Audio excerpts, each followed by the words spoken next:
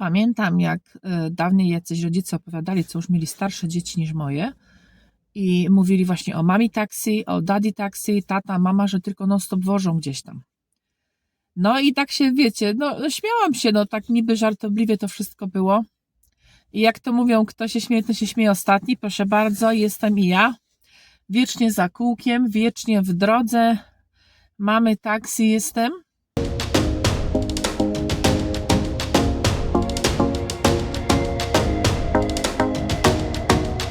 Właśnie dzisiaj czekam sobie, znaczy wiecie, ja codziennie tak jeżdżę, zajmuję się transportem. Okazuje się, że moje dzieci mają więcej życia socjalnego i zajęć niż ja, chociaż ja na co dzień też jestem bardzo zajęta, bo i praca, i dom, i YouTube, i inne różne projekty. To oni są ciągle w ruchu. Ciągle gdzieś jadą, ciągle coś pędzą, ciągle muszę zapisywać w kalendarzu, żeby nie pogubić się w tym wszystkim. I czekam grzecznie teraz na syna mojego. Najstarsze moje dziecko to jest syn, który, no, mój bąbelek będzie miał 18 końcem tego roku. W październiku kończy 18 lat. Natomiast córka ma lat 9, będzie miała 10 we wrześniu. Ja mam 8 lat różnicy między dziećmi, mam dużą przerwę między rodzeństwem. I wiecie, jak jest taka duża różnica i dziecko moje jedno już jest daleko w wieku nastu lat, jest nastolatkiem, za chwilkę będzie osobą dorosłą i dziecko mam, córka, która jest 8 lat młodsza, czyli jest podstawówka i kompletnie inne zachowania, to czasami to jest wyzwanie, żeby to wszystko pogodzić razem. I wiecie, są w innych miejscach, są z innymi znajomymi, są na innym etapie nauki, na innym etapie zainteresowań, więc tak w dwie strony nieraz jadę. Jedziemy, bo jeżeli nam się pokrywają terminy, to musimy się z mężem rozdzielić, jedziemy na 2 samochody, jeden z jednym dzieckiem, drugi z drugim, ale w większości to jednym autem w większości ogarniam, ale są takie sytuacje. Mam teraz taką sytuację, że syn o konkretnej porze i w konkretnym dniu jeździ na korepetycje, a córka jeździ na nauki przed Komunią Świętą, bo będzie przystępować w tym roku. I niby nie jest ten sam czas, ale jest pół godzinki różnica między, a ona jedzie w inną stronę, do innego miasta, a on jedzie na korepetycję w inną stronę, do innego miasta. Więc około godziny zajmuje jej, około godziny jemu, no to już nie ma szans, żebyśmy jednym autem, jedna osoba, żeby to załatwiła, dlatego rozdzielamy się na 2 samochody. Ale tu ruch, myślałam, że zaparkowałam w jakimś miejscu nie takim chodliwym, ale śmiałam się, tak zboczę trochę z tematu, ale śmiałam się, bo pomyślałam sobie, wiecie, co jest też oznaką, że ktoś się starzeje? No ja już jestem w takim wieku, że mam ulubione miejsce parkingowe na danym parkingu. I ja myślę, że to jest właśnie z wiekiem. Jak jedę pod jakiś sklep czy jakieś miejsce, to nie wszędzie, ale są takie miejsca, gdzie mam ulubione miejsce, gdzie lubię stanąć, bo na przykład albo mam fajnie, bo mam gdzieś niedaleko muru, gdzieś mam albo pod dachem, albo mam wyjazd dobry, że nie koliduję, jak są te prostopadłe parkingi nieukośne, to mam wyjazd dobry, to sobie bez problemu wtedy wycofam, a nie jadę gdzieś tam, wiecie, że pasy i ludzie przechodzą, czy z koczykami, czy ten. Także śmiałam się kiedyś, że to jest już jeden właśnie z takich punkcików, oznaka mojego wieku, starzenia się, no nie? Odbieram go, słuchajcie, dlatego, że on nie był dzisiaj w szkole, jako że normalnie bieg, lekcje i normalny tryb, ale on jest w klasie maturalnej, tutaj w Szkocji S6, czyli S6, ostatnia klasa, taka już ostatnia z ostatnich możliwych, jeśli chodzi o akademię, która kończy się maturą. Ja nie mam takiego jeszcze odcinka na kanale u siebie. Nie wiem, czy by was to w sumie interesowało. Wiecie, czasami jest tak, że jak ktoś żyje w tym już i taka jego codzienność jest to nieraz nawet nie pomyśli, że to dla kogoś może być ciekawsze, bo przecież YouTube to ja wychodzę i jestem na cały świat, dla każdego w różnych językach może ktoś to obejrzeć. I czasami nawet nie pomyślę, że dla kogoś innego mogłoby to być interesujące, coś, co dla mnie jest absolutną rutyną i taką, wiecie, wpadliśmy w tą rutynę i lecimy. Dlatego, no nie mam jeszcze takiego odcinka na kanale, ale jakbyście byli zainteresowani, to ja chętnie nagram, żeby wam takich głupot jakichś nie mówić, to oprócz tego, co ja wiem, na top tego jeszcze popytam dzieci i poczytam na stronach, żeby nie dawać wam jakichś fałszywych, w krzywym zwierciadle informacji. Jest w S6, jest to koniec akademii, jest to tak zwany, oni tu nazywają, no i widzicie, teraz bym się musiała rozwinąć z tematem, a chciałam tego uniknąć, ale pokrótce wam powiem, że to jest jak matura. To jest jak matura, tylko tu jest ta matura w częściach, czyli przez ostatnie 3 lata do ukończenia szkoły zdają National 5, Higher National i Advanced Higher, jeżeli ktoś taki świetny był i leciał po tych poziomach wyżej, wyżej, wyżej. Czyli to takie zaawansowane. Czyli możecie mieć matematykę National 5, jakiś tam poziom podstawowy matury. Za rok przygotujecie się, robicie Higher Math, Higher matematykę, a na przykład jeszcze za rok, bo wam został jeszcze ten rok szkoły, robicie Advanced Higher. Syn robi Higher z 4 przedmiotów bodajże, taki poziom ma. Ja go jeszcze zapytam, żeby nie zmienić nazwy, bo mniej więcej wiem co. Czyli tak, wiem, że robi fizykę Higher, robi teraz matematykę Higher, robi Graphic Communication z grafiką Higher i robi Computing Science z Higher i jeszcze ma Creative Thinking, ale nie wiem, czy z tego robi Higher, czy to jakoś inaczej jest oceniane. Na pewno przygotowuje się do Higher z tych 4, co będzie na maturze. I te oceny A, B, C, D, jeszcze takie zdawalne, te oceny potem są na jego świadectwie maturalnym, na ukończeniu akademii. Przyznam się, że ja całe wieki temu zdawałam maturę. Ja mam ukończone studia w Polsce, całą edukację przyszłam w Polsce. I ja jeszcze jestem, wiecie, za tych czasów dinozaurów, co mieliśmy stare matury. Wiem, że jak potem wyjechałam z Polski, to przeszli na jakiś tam system kombinowany, coś było, prawda? Coś było kombinowane z tymi, jak to się nazywa? Podstawówka i potem zmuszali dzieci do gimnazjum. Tak. Była reforma, tak? Była chyba reforma, z tego co ja kojarzę, to już byłam wtedy za granicą. I potem dopiero chyba liceum było i teraz tak. Przyznam, że ja nie wiem, jak było to teraz tym nowym i nie wiem, czy nie wrócili z powrotem do starego systemu, że zlikwidowali gimnazja. Nie wiem, nie będę się przemądrzać, bo w ogóle nie siedzę w edukacji. Ja kończyłam starym systemem i moje dzieci urodzone są już w Wielkiej Brytanii, więc ja systemem z dziećmi szłam tutaj. I nie śledziłam jakby całego tego systemu, który się zmieniał, ewoluował całkowicie w Polsce. Więc nie miejcie mi tego za złe, nie będę się przemądrzać, no bo ja w temacie kompletnie nie jestem. Natomiast ja zdawałam, że miałam tą podstawówkę, tam chyba 15 lat było, 15 lat dziecko miało, ja miałam chyba 15 lat, jak kończyłam podstawówkę i z podstawówki miałam egzaminy do liceum, były wtedy egzaminy, nie wiem, czy są teraz, nawet nie wiem, czy był egzamin na końcu 8 klasy, ale były egzaminy, żeby się dostać do dobrego liceum. No i ja sobie wtedy wybrałam liceum i ja wtedy poszłam do liceum, 4 lata byłam w liceum, no to wtedy zdobyłam maturę, a po maturze poszłam na studia. No to u mnie taki system, proste, prawda? To tak, jeżeli ktoś jest z mojego mniej więcej roku, to mniej więcej wie, jak to wygląda, a jeżeli macie dzieci i żyliście w tych czasach w Polsce, no to wy bardziej jesteście zorientowani, prawda? Jak to było? Czy są te gimnazja, czy nie ma gimnazjów? No nie wiem.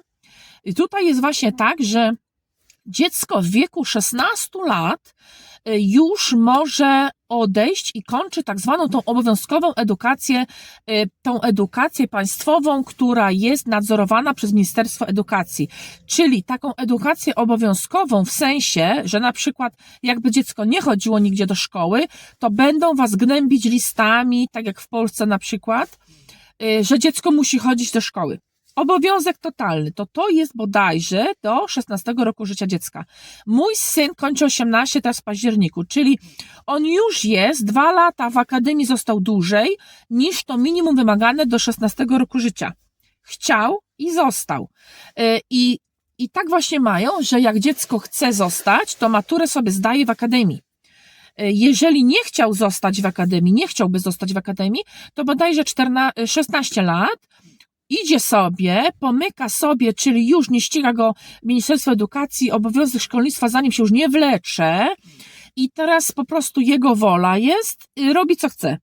Albo idzie do pracy, bo na legalu może już pracować tutaj w Szkocji bez problemu, za niższe stawki, ale może, o tym też, myślę, że nagrałabym o tym chętnie film.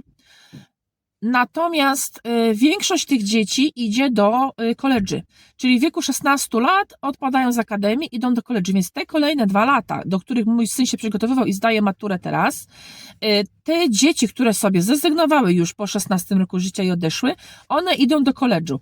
I co się dzieje w koledżu? Koledż to jest według mnie coś jakby zawodowe, ukierunkowane, ale liceum, tylko to już daje wykształcenie dziecku, czyli na przykład kosmetyczka by poszła, stolarz, elektryk, ślusarz, oni by sobie pomykali, na przykład skończyliby 16 lat, wiedzieliby, że chcą te zawody robić, te rzemieślnicze, te fizyczne, to oni by sobie pomknęli do koledżu, bo to może, wiecie, wydawać się im taka strata czasu trochę, bo jeżeli zostajesz do końca, tak mój syn, do końca 6 klasy akademii, to jest takie akademickie i to nie daje mu zawodu. Wychodzi jak po liceum, powiedziałabym, ogólniaku, porównując to na standardy polskie, wychodzi tak jak po ogólniaku, bez zawodu, natomiast akademicko z maturą. Jeżeli ktoś kończy w wieku 16 lat, pomyka do koledżu, powiedzmy chodzi rok czy 2 i robi sobie też właśnie to, przeważnie te dzieci już są po National Higher, idą w Anglii chyba GSCE, u nas jest National Higher, potem do koledżu idzie, robi Higher i Advanced Higher, albo tylko Higher, zależy jaki poziom i co mu pasuje. U nas są wybierane przedmioty, jeżeli dziecko chodzi do akademii, chodzi do liceum, to sobie wybiera przedmioty i z tych przedmiotów potem zdaje ten dany poziom, który mu odpowiada i pnie się tak na tej drabinie wyżej. Nie wiem jak jest w Polsce, szczerze mówiąc, bo nie mieliśmy za moich czasów, ja w latach 90. robiłam liceum i nie mieliśmy do wyboru przedmiotów, natomiast jeżeli wybrało się jakieś tam liceum, no to z góry były narzucone przedmioty, które się w tym liceum zawierają. Ja ukończyłam liceum ekonomiczne i ja miałam już takie kierunkowe, miałam ekonomię, miałam biznesy, miałam marketing, miałam oczywiście matematyka polski, geografia, język był angielski, nie mogłam wybrać, chociaż całą podstawówkę szprachałam po niemiecku, to poszłam do mojego ekonomicznego, nie było opcji do wyboru, mimo że pytałam, chciałam, chodziłam, na tym kierunku nie było, więc byłam po angielskim. I nie miałam czegoś takiego, że w pewnym momencie ktoś się mnie pyta, słuchaj Violetko, jakie byś się chciała przedmiotów uczyć? No to nie wiem jak jest teraz. Ja bym się chętnie dowiedziała, słuchajcie, bo mnie takie rzeczy interesują. Ja mam dzieci w wieku szkolnym i ja bym bardzo chciała wiedzieć, co tam w Polsce jest, więc jak macie chwilkę, skrobnijcie coś tam w komentarzu, oświećcie mnie, bo chętnie się dowiem, a najlepiej tak się dowiedzieć od kogoś właśnie z drugiej ręki, niż na tych stronach wszystkich rządowych, bo tam jest multum informacji, wszystko i nic. I nie miałam czegoś takiego, żeby wybierać przedmioty. Mój syn tak, wybiera sobie przedmioty bodajże od 3 klasy, czyli ostatnie 3 lata do ukończenia, do matury, wybiera sobie przedmioty. I jakie tam sobie przedmioty wybierze, to z nich zdaje ten poziom. Czyli jak wybrał sobie chemię, francuski, matematykę, angielski i jakieś tam, no to zdawał na National 5 poziom. Na następny rok, klasa 5, wybierał ponownie. I nie jest tak, że musiał to samo, bo na przykład nie chciał, bo się znudził, albo mu źle poszedł egzamin z National 5 z tego przedmiotu, no to on już nie chce na przykład. Albo na przykład miał francuski, zdał National 5, fajnie z niego. I ja mówię, no to też chcesz francuski na kolejną klasę? Nie, bo wiecie, on stwierdził, że on się znudził, że on się nudzi na lekcjach, nie wiem, czy mu było za prosto, czy faktycznie za nudno. i wybrał sobie troszeczkę inne przedmioty, ale od 3. klasy normalnie matematyka i angielski wlekło się za nim.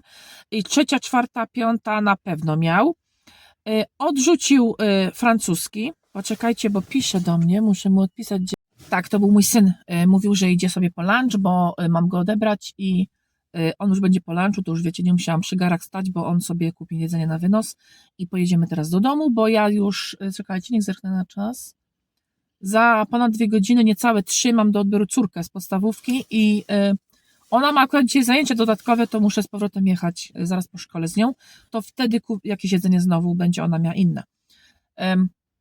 On jest na egzaminach i tak, i wybierał inne przedmioty potem, bo na przykład francuski mu się znudził, chemię zdawał chyba National 5 i Higher i potem już na Advanced Higher musiałby robić w klasie 6, no to on już nie chciał. Że za ciężko, że nie był zadowolony z wyników, że to tamto i wybrał kolejne nowe przedmioty i w tej klasie właśnie kończy teraz, to będzie angielski, matematyka, tak jak mówiłam, creative thinking, kreatywne myślenie, taki przedmiot ciekawy dość im zrobili, graphic communication, tak o grafice dużo, rysunków technicznych, powiązane jest to z IT, tak wiecie, troszeczkę, z projektowaniem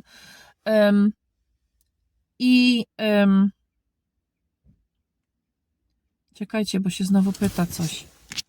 Czy jestem już?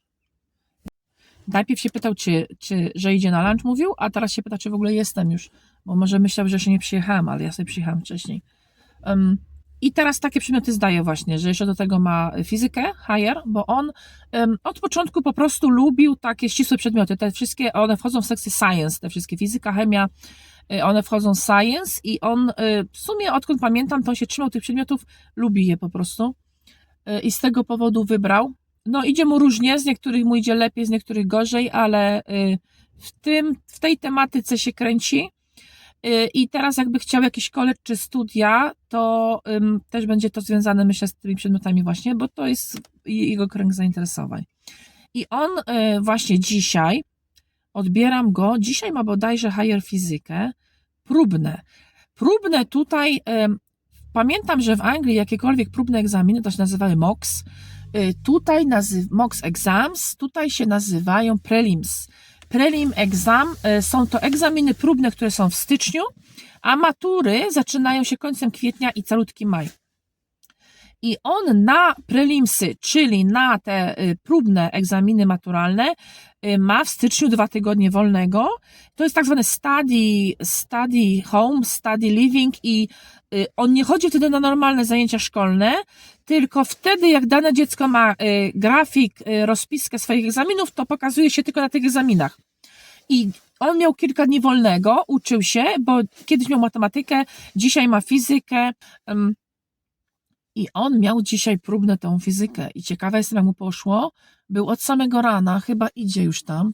Był od samego rana, jest godzina 12:30 i dopiero teraz wychodzi. I ciekawa jestem, jak mu poszło, bo jutro już kończy się study leave i zaczyna normalnie trybiki, normalne chodzenie do szkoły.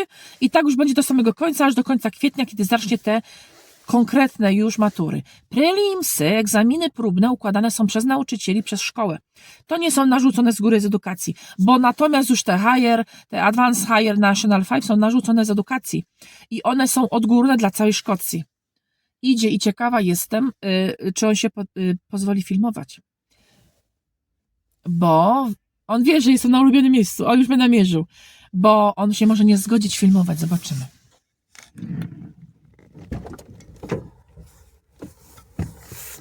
Rację miałam, mogłam się założyć, wygrałabym coś przynajmniej. No nie chcę być filmowany, szanuję, ma do tego prawo i skorzystał z niego. Więc go nie filmowałam, ale mam od niego, no zapytałam się go, mam opinię po tych egzaminach i dzisiaj miał higher fizykę, wyższy poziom fizyki, zaawansowanej tak zwanej i masakra. Strasznie niezadowolony. On jest generalnie, lubi fizykę, ale nie lubi wszystkich części. Bodajże lubi elektronikę, ale nie lubi dynamiki. I mówił, że taki miks był w sumie, że nie tak, bo ja się go pytałam właśnie, czy mu dobrze poszło na tej części, czy na tej, ale on mówi, że tak wymiksowane totalnie, że nie jest w stanie powiedzieć, ile tej dynamiki, ile tej elektryki było. Wszystkiego było po troszeczku. Dlaczego go tak długo nie było, a tylko jeden egzamin? Ten egzamin był dwuczęściowy, czyli tak jak matematyka też ma dwie części, 2 godzinki, czy ileś tam zdają paper one, tak zwany papier pierwszy.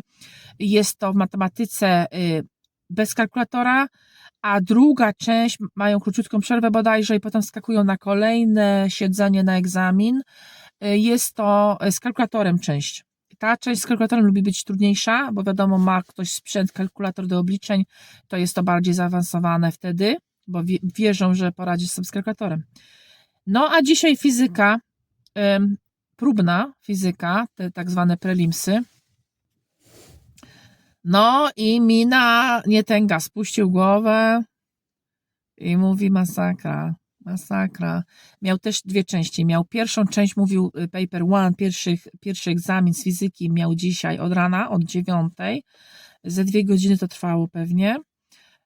I był to test, gdzie miał odpowiedzi podane i miał zaznaczyć odpowiedź prawidłową i mówił, że jest to, ja go pytałam, to mówił, że to jest miks, taka teoria z fizyki i zadania, taka część praktyczna, że rozumiesz coś tam robić i o to pytają na przykład, to ty masz odpowiedzieć. To mówił, że to był taki pierwszy paper i on tak trochę mówi optymistycznie podszedł, jak zobaczył te testy, bo mówi na tych pierwszych papierach, mówi nieźle poszło chyba, wahał się tam, mówi takie dwuznaczne te odpowiedzi, że jak ktoś by obliczył źle, to była druga odpowiedź też takim wariantem, to mówi wahał się tak dawało do domyślenia, ale mówił ogarnąłem, mówi nawet spoko było.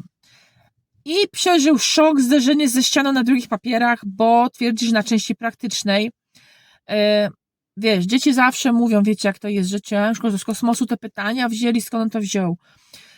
Podobno, że to jest brane wszystko z materiału, który przerobili, więc nie może dziecko powiedzieć, że nie miał tego, no nie? Tylko po prostu pewnie nie pamiętał, luki w pamięci, albo niedouczenie, albo jakoś tak zagmatwane pytanie od tył strony zawaluowane i dziecko, co się uczyło w jakiś tam sposób konkretny, no to już nie dało rady tego odwrócić, żeby się skapnąć, że to o to pytają. Nie wiem. I wyszedł strasznie niezadowolony. Powiedział tak, że doszedł do przedostatniego pytania. Już czasu mu brakło na rozmyślenie nad pytaniem ostatnim, więc zostawił puste. No to też nie wiem, ile pytań stracił, ile punktów, bo to różnie jest punktowane, ale niezadowolony strasznie i potem rozmawiał z kolegami i drugi taki jest też kolega, co dobry jest z fizyki, bo Max niby według nauczyciela jest bardzo zaawansowany z tej fizyki, lubi i jest w tej grupie takich, co sobie fajnie w miarę razem z tego przedmiotu. No i on gadał z tym drugim kolegą, co też w miarę mu idzie i też był zszokowany, mówił, tak nie wie skąd on wziął te pytania, bo tak jak mówiłam, pytania na próbnych, na prelims są komponowane w całości, wymyślane przez nauczyciela i chwała za to, że nauczyciele zrobili dla nas, rodziców, takie spotkanie. Ja często właśnie zgłaszam też takie rzeczy, żeby rodzice byli informowani, bo wiecie jak to jest. Co ja się zapytam syna, jak idzie w szkole, jak było w szkole, to dobrze. Co żeście robili? Nic. Czyli 6 godzin nic żeście nie robili. To jest na takiej zasadzie. Jak pytam, czy było zadanie domowe? Nie było albo zrobiłem. I wiecie, nie jest człowiek tak w temacie, bo oprócz tego mam inne sprawy, wiadomo. A ja lubię być wdrożona w takie tematy szkolne. I zrobili takie spotkanie, bo jesteśmy w klasie maturalnej z tymi dziećmi i zrobili nam takie spotkanie, ja jestem mega wdzięczna za to szkole. Dla rodziców mieliśmy przyprowadzić swoje dzieci i było takie organizacyjne omówienie. I w tym momencie nauczycielka weszła, bo od tych czasów tego choróbska, wiecie, co nas zamknęli w domach i to wszystko siadło, klękło to wszystko i wyszły różne rzeczy na wierzch, to bardzo dużo teraz rzeczy jest elektronicznych. I wszystko teraz dawają na Teamsa, tak samo u mnie w pracy jest i tak samo u niego jest. Wchodzi na Teamsa, porobione są tam przedmioty, porobione sekcje na zadania, porobione sekcje na ćwiczenia, porobione sekcje, gdzie linki, on na takie webinary jeszcze chodzi dodatkowo. Wieczorami można się zalogować, to się zapisze i na całą Szkocję są z przedmiotów na dany poziom omawiane tematy, zadania robione. Godzinka to trwa. Tam wiecie, jeden przedmiot raz w tygodniu jest, potem na innym przedmiocie w inny dzień i tak dalej. Wszystko się dzieje na Teamsie i nauczyciele dobrze wiedzą jak jest, bo nauczyciele dobrze wiedzą, że taki nastolatek przyjdzie i powie, nic nie było, wszystko zrobione i w ogóle wszystko. Nic się nie pytaj, najlepiej nie wchodź do pokoju. O, to taki styl. Oni dobrze to wiedzą. Dobrze wiedzą, bo jedna nawet mówiła, że ma córkę, co skończyła akademię tą i dobrze wie, jak to wygląda i dobrze też wie, że dzieci się czują przytłoczone też tą ilością naraz nauki. Nie każdy znosi, każdy ma inny tryb systemu uczenia się. I to jest absolutnie okej, tylko właśnie kwestia, żeby wyczuć, jaki styl ci pasuje, jaki system ci pasuje i po prostu takim się systemem ułożyć, takim się systemem uczyć. Niektórzy lubią wizualnie, muszą coś widzieć, muszą coś napisać, inni lubią słuchać, no to też inaczej, inne zupełnie podejście do tego. I nauczyciele nam wytłumaczyli krok po kroku. Wejdziecie tu, proszę się zalogować tu. I normalnie syn siedział obok i grupa była nas i kazała się nauczycielka logować synowi, pokazywać i mówiła, jak dajemy zadania domowe, to znajdziecie tu. I wchodziła w zakładkę i pokazywała, jak krowie na rowie. Ja część rzeczy już wiedziałam, bo ja z synem rozmawiałam i lubię wiedzieć, a gdzie masz to, a gdzie sprawdzę, gdzie masz zadanie, takie sprawy. Ale połowy z tego, co oni nam wtedy przedstawili na tym, to ja wystawiłam oczy, że ja nie wiem i mówię, dlaczego mi tego nie powiedziałeś? A dlaczego mi tego nie powiedziałeś? A czemu tu nie wiedziałam, że wejść? No przecież nie powiedzą, bo mają wygodę. Rodzic nie wejdzie, nie sprawdzi i nie dopilnuje. I oni nam to wszystko powiedzieli, więc wiecie, my teraz jako ci rodzice nie jesteśmy tak w ciemię bici. Wchodzę na Teamsa, on się loguje, ja sobie sprawdzam, klikam tam wszystko, czy ma wszystko. Jak coś jest nieoddane na czas, to się tam świeci, że jest nieoddane na czas, to już wiem, że w ciulki leciał i nie zrobił, bo coś tam. Materiałów masę dają, wszystkiego, więc pod tym kątem pilnują i teraz piłka jest po jego stronie, jak on to ugra. Musi robić powtórki, musi przerabiać stare egzaminy, mogą się powtórzyć pytania, ale też poziom, na jakim to mniej więcej jest, to będzie widział, no nie na tych starych zadaniach, bo wiadomo, nie trafi w takie samo zadanie, ale poziom może się pokazać podobny, albo zagadnienie, dział podobny, więc on w to celuje. I druga rzecz jest ważna, muszę wspomnieć, i syn to wie i trochę się tym pociesza, ale wiecie, i tak go to zdołowało. To jest fakt, że egzaminy próbne nauczyciel robi, tak stwierdzili sami nauczyciele, że robią trudniejsze niż są, przesunę sobie tu, bo tu niewygodnie mi się tu siedzi, że egzaminy próbne, tak zwane prelims, są robione poziom trudniej. Ja póki co nie martwię się, ale Boże uchroń nas od takich rewelacji na egzaminie maturalnym już. Ale póki co się nie martwię, bo mam to właśnie z tyłu głowy, że jeżeli to jest wyższy poziom, to jest szansa, że poziom normalny do ogarnięcia będzie na maturalnych. Ja wiem, że poziom wyższy niż rok temu, bo już skoczył na wyższy, ale do ogarnięcia. Tylko trzeba chcieć i trzeba się zorganizować z tą nauką. Sposób sobie znaleźć, po prostu myślę, najlepszy, no i nie ignorować, nie granie na internecie, tylko po prostu zakasanie rękawów, bo już dalej jak bliżej. Przyjechałam właśnie, podjechałam już, przygotuję teraz jakiś posiłek, bo niech spojrzę, 1,5 godziny mam i zabieram córkę i prosto po szkole jedziemy na zajęcia, więc też nie będę zaraz w domku. No ale jadę, mama taksi będzie znowu w drodze. Gdzie idziesz teraz? Gdzie jedziemy? Nie wiem. Nie wiesz. No, ze szkoły cię odebrałam i gdzie jedziemy?